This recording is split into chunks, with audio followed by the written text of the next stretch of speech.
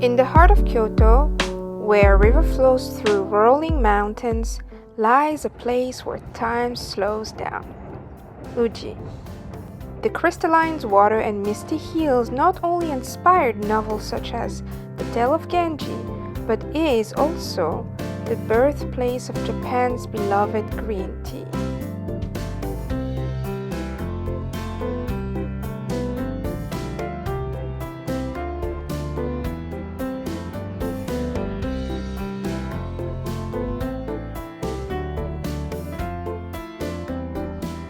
So today I'm in Uji, which is well known for matcha. As a matcha lover, I've been actually wanting to come to this place for a really long time. I've recently discovered while I was in Kyoto that you can put matcha literally on anything. So I'm curious to see what kind of variation you can have with matcha here. Coming here, it's a great opportunity to understand more about the tea culture and also why this place is so popular for matcha, because they're known for having the best matcha. If you're a matcha lover, this video is definitely for you. So let's go and check out this city that is known for the best matcha in Japan.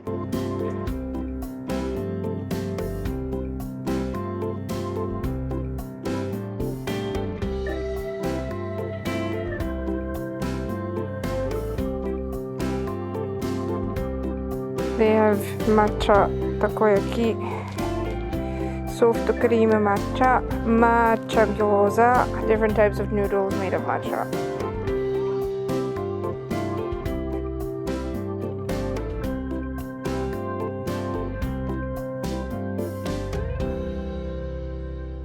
So we are at Byodo-in Temple in Uji. This temple is over 1,000 years old. Interesting fact, it's actually never been destroyed by natural disaster yet, which is pretty impressive. And it's also the temple that you will find at the back of the 10-yen coin, just right here. So it costs about 700 to get into the temple, and if you want to get inside, you will have to pay an extra 300 yen. All right, let's keep on walking.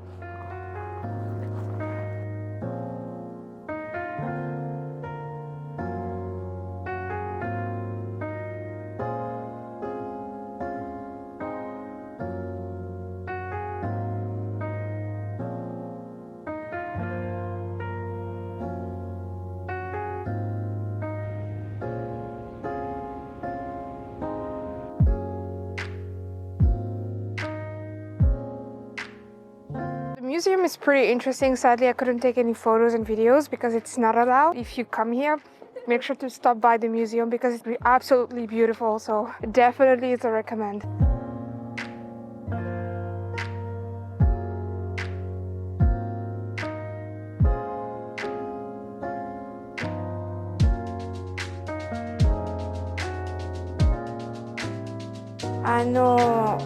$2番目のおすすめの、はい。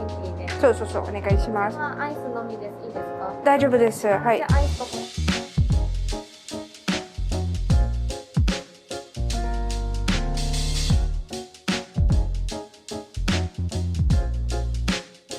I found a spot where I can sit and enjoy my two drinks. So one is regular matcha, just green tea, and the other one is matcha latte. Actually, I want to try the matcha latte first. One can come only cold and the other one can come actually warm. And what is pretty cool is that it comes with glass bottles. So you can actually keep them and use them again. Oh, that's pretty mild. A little bit too sweet for me. It's pretty good and refreshing. Oh, it's right. Oh, that one is really green. Let's try it. Oh wow, yeah, that one is also super mild, very easy to drink. So even if you're not a matcha lover, this one also could be good for you. It's not bitter at all. It's actually pretty refreshing. Oh, I'm gonna finish this one so fast. I really like that it comes with glass bottles because then you can actually make your own shot and take it with you. And I'm probably gonna do that because that's the best way for me to keep my own matcha. So if you are entering the world of matcha and want to discover, Matcha Republic is good for you because it's not bitter and you have the options to add sweetness. To my personal taste, I am looking something with a little bit more flavor. So I think we're gonna keep walking and find the perfect matcha for me.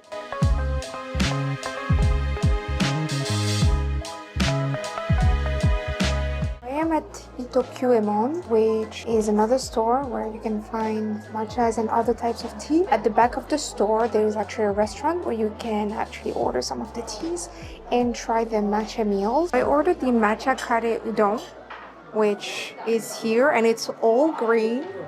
So you can order it by itself, or you can also order a set. So I took a set with some matcha here called matcha.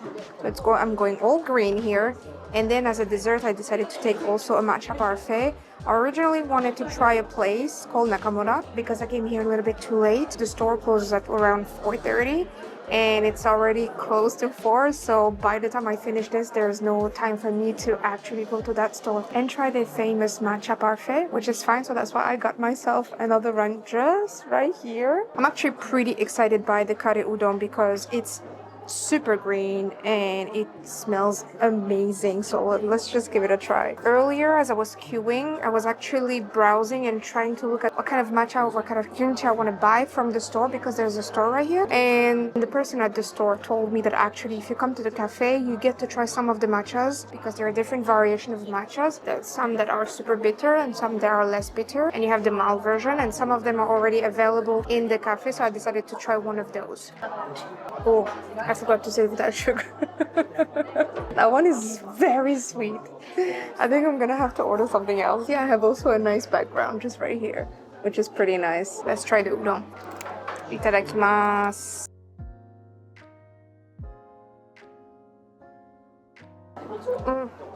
Oh, it's pretty good. Mochi. It's pretty tasty. It has a smell of the curry, but the taste is so different. It's actually pretty good. Wow. I just noticed that they gave me this, and I should have worn it because I've already stained myself. Oh no. That's probably safer because otherwise I'm gonna make things worse. Like, seriously. Alright. Now I think we're covered. Thankfully, I have always my magic pen with me, so yeah, I'm a clumsy person.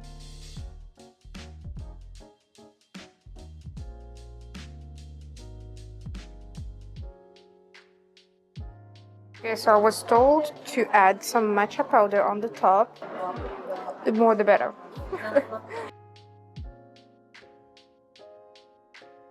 Because I love matcha. The ice cream has melted a little bit because I was eating the udon and it came at the same time, which sucks, but it's okay. Itadakimasu. Even melted is good. I think I'd rather have it slightly melted a little bit because it feels like having a matcha yogurt actually, so. If you want to order, because you have to scan this QR code to order, I would probably suggest you to order a step at a time.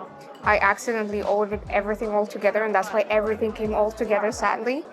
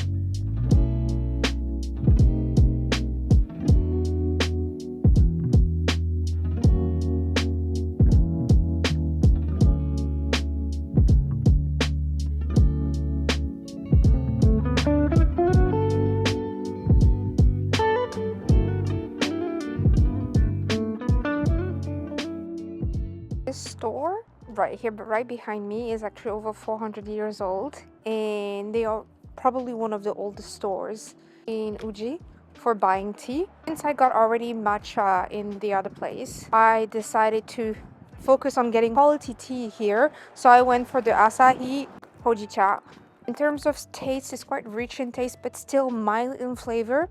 I actually tried it out. They made me try it, and I absolutely loved it. And then I wanted to try another type of tea, with another type of green tea that I haven't tried before, and it's called Ocha. So it is this one right here. This one is supposed to be we use with one of the finest leaves. This one is quite rich and sweet in taste. It's graded as one of the finest in terms of quality.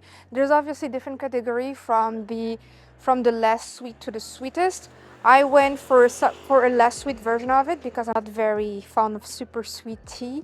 But in terms of quality, leaves are supposed to be tender, and there's definitely a very specific process of doing it. And same for the Hojicha, they have different variety from less rich to more rich in flavor. And since I like things that has strong flavor when it comes to Hojicha, I went for the Asahi, which is close to the top of the richest tea, Hojicha tea. So I'm actually pretty excited to try this one. So Hojicha, if you don't know, it's actually considered as green tea, but it's roasted green tea, so it is still in the category of green tea. But there are actually different types of green teas because the process, depending on if they're exposed to the sun, if they're under a tree, if they're actually exposed to more or less sun, the flavor of the tea leaves is going to change. And this is super impressive because the more I get into the green tea and the tea universe, the more I'm discovering about the actual process of making and using those tea leaves, which is super interesting. If you are looking for high quality tea and expert, the store right next to me is the one to go. And they actually gave me also like a paper here that tells literally all the categories. So there are a lot of types of tea, which is impressive. And it also says that they can actually deliver. So this is the price for delivery. So it means that if one day I want more and I'm not in Japan, I can always ask for delivery. So that's actually pretty cool. This place also has a cafe. Sadly, I came towards the closing time. I'm not able to try the cafe, but hopefully next time if I come earlier, I'll be able to actually do a sort of like tea tasting, which could be fun. Anyway, sun is going down. I'm gonna check out more shops before they close down, and then there's already a lot of tea here, which is pretty cool.